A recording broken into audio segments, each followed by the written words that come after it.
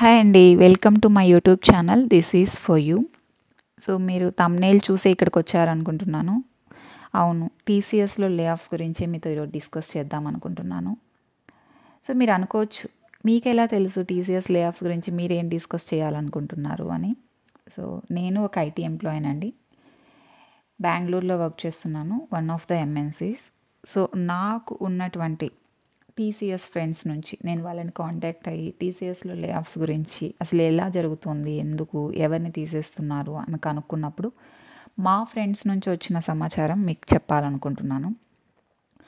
So ఈ టీసీఎస్లో లే offs అనేది సీఈఓని చెప్పారు, 12,000 మెంబర్స్ని మేము తీసేస్తున్నాము అని చెప్పి. అది నిజమే, జరుగుతోంది. ఫ్రమ్ లాస్ట్ 15 days నుంచి చాలా ఎక్కువగా జరుగుతోంది. అది ఎలా జరుగుతుంది ఏంటి అని నేను మా ఫ్రెండ్స్ని అడిగినప్పుడు వాళ్ళు చెప్పింది, మనకు ఫస్ట్ వాళ్ళ ఈమెయిల్ వస్తుందంట హెచ్ఆర్ నుంచి. నేను హెచ్ఆర్ డిస్కషన్ ఉంది, మీరు హెచ్ఆర్ డిస్కషన్కి రావాలి అని చెప్పి. సో అక్కడికి వెళ్ళినప్పుడు వాళ్ళు డైరెక్ట్ ఒకటే, మీరు రిజైన్ చేయండి, 3 months గ్రాస్ శాలరీ మేము మీకు ప్రొవైడ్ చేస్తాము అని చెప్తున్నారంట. సో ఎందుకు, ఎవరికి హెచ్ఆర్స్ మెయిల్స్ వస్తున్నాయని అడిగినప్పుడు వాళ్ళు చెప్పింది ఏంటంటే, సమ్ 45 days ఆర్ 30 days నుంచి, దాని తర్వాత 2 months, 3 months, 4 months, 6 months, there are few people who are on bench from last 1 year also. So ఎవరైతే బెంచ్ మీద ఉంటున్నారో వాళ్ళందరినీ కూడా వాళ్ళకి ఈ ఈమెయిల్స్ అనేవి వస్తున్నాయి, హెచ్ఆర్ డిస్కషన్ ఈమెయిల్స్. అంటే ఇక్కడ మెయిన్ ఏం చెప్తున్నారు, ఎవరైతే ప్రాజెక్ట్లో లేకుండా బెంచ్ మీద ఉంటున్నారో వాళ్ళని రిజైన్ చేయమని చెప్తున్నారు. ఎవరైతే ప్రాజెక్ట్లో ఉండి వాళ్ళకంటూ ఒక బిల్లింగ్ అనేది జనరేట్ అవుతుందో వాళ్ళకి ప్రజెంట్ అయితే ఎలాంటి ఇన్ఫర్మేషన్ కానీ వాళ్ళని టచ్ చేయడం కూడా చేయట్లేదంట. సో ఇక్కడ మెయిన్గా బెంచ్ మీద ఉన్న వాళ్ళ మీదనే కాన్సన్ట్రేషన్ అనేది ఉంది. టీసీఎస్ అనేది మనం ఒక గవర్నమెంట్ ఎంప్లాయీ లాగా, ఒక గవర్నమెంట్ జాబ్ లాగా, మనకు జాబ్ సెక్యూరిటీ ఉంటుందని చెప్పి చాలామంది ప్రిఫర్ చేస్తాం టీసీఎస్కి వెళ్ళడానికి. వన్స్ టీసీఎస్కి వెళ్ళిన తర్వాత, వాళ్ళు ప్రాజెక్ట్ అయిపోయిన తర్వాత, బెంచ్లోకి వచ్చిన తర్వాత చాలామంది ఏం చేస్తున్నారంటే, again I'm telling you from my friends whatever I have received, they are not showing interest. వేరే ప్రాజెక్ట్లోకి డిప్లాయ్ అవుదాం, ఇమీడియట్గా వేరే ప్రాజెక్ట్ తీసుకుందాం. వాళ్ళు ఏంటంటే కొన్ని రోజులు బెంచ్ మీదే ఉందాం, ఎందుకంటే మనం బెంచ్ మీద ఉన్నా మనకి ఏ ప్రాబ్లం లేదు కదా. ఇది ఇక్కడ నేను అగైన్ మీకు చెప్తుంది ఏంటంటే, there are few people like this. నేను అందరినీ అని చెప్పట్లేదు, కొంతమంది అలా వాళ్ళు ఏంటంటే some other part time jobs చేసుకుంటూ బెంచ్ మీద ఉంటున్నారు. ఫ్యూ ఆఫ్ ద పీపుల్, వాళ్ళకి హెచ్ఆర్ నుంచి కాల్ వచ్చినప్పుడు, లేదా సమ్ ప్రాజెక్ట్ లీడ్ నుంచి కానీ, ప్రాజెక్ట్ మేనేజర్ నుంచి కానీ కాల్ వచ్చినప్పుడు, వాళ్ళు they were not even responding to their calls because they don't want to deploy to any project. So అలాంటి వాళ్ళని, సో ఎవరైతే బెంచ్ మీదే ఉంటూ వాళ్ళకి ఇంట్రెస్ట్ లేకుండా, వాళ్ళ స్కిల్స్ని అప్గ్రేడ్ చేసుకోకుండా ఉన్నారో వాళ్ళకి ప్రజెంట్ చాలా కష్టం టీసీఎస్లో.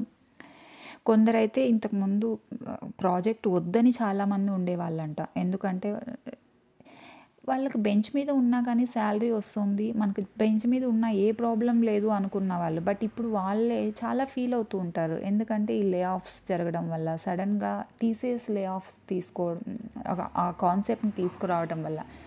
ఇంకోటి ఏంటంటే, నేను అడిగింది, అవునా ఎక్స్పీరియన్స్ వాళ్ళకే తీసేస్తున్నారు అంట కదా, అవునా అని అంటే, హియర్ ఎక్స్పీరియన్స్డా, లో ఎక్స్పీరియన్స్డా, ఫ్రెషర్సా అని చూడట్లేదు.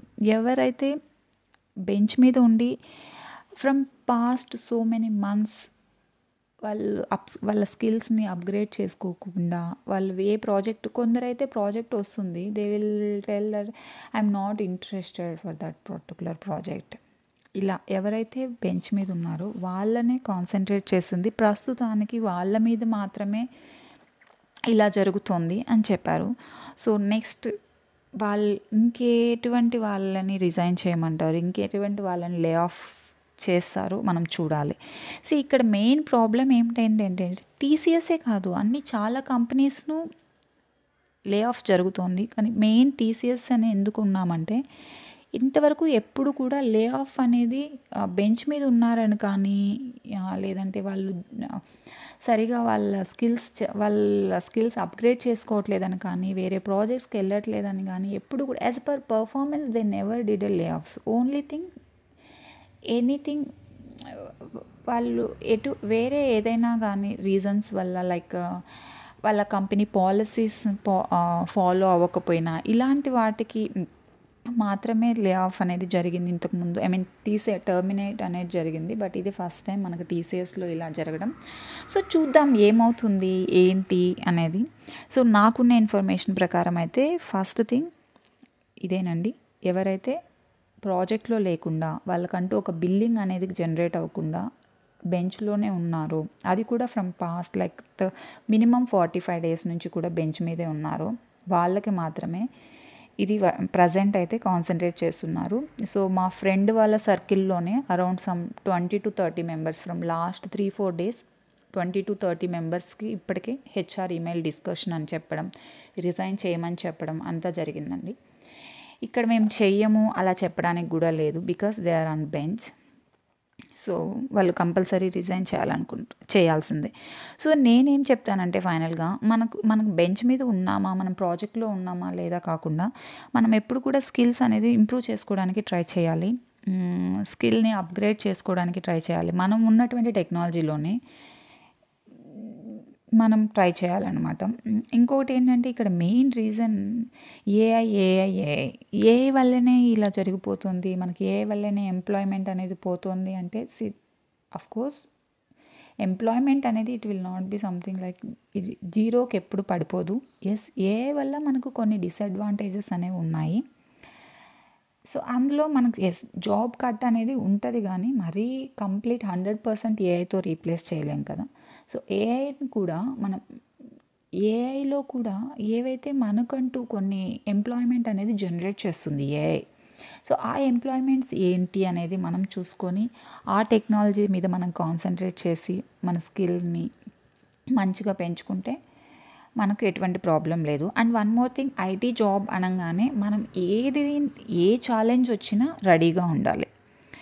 మనం ఇవాళ జాబ్లో ఉన్నాము అంటే we don't know tomorrow we will be in that particular position or not. So we should always be ready for any challenge. Okay, so మీకు ఏదైనా డౌట్స్ ఉన్నా ప్లీజ్ కామెంట్ సెక్షన్లో కామెంట్ చేయండి, నేను ట్రై చేస్తాను మీకు ఆన్సర్ చేయడానికి. Thank you for watching my YouTube channel.